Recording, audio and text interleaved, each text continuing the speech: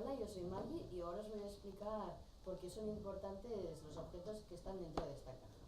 Esta caja es importante para mí porque le regalaron a mi madre, a mi mamá cuando yo nací, y ahí guardaba todas mis cosas más preciadas. Este zapato es importante para mí porque fue mi primer zapato y lo guardamos en esta caja. Y el otro par no lo pudimos guardar porque se nos perdió en Loja.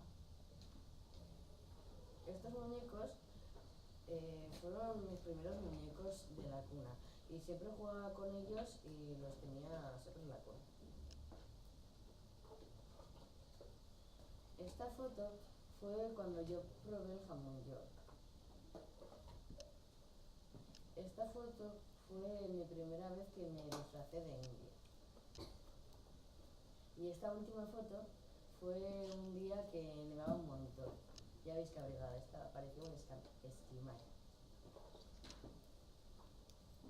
Ya de mayor, esta medalla la gané en una competición de Kung Fu en el 2013 y quedé segundo puesto. Esto ha sido todo, espero que os haya gustado y hasta la próxima.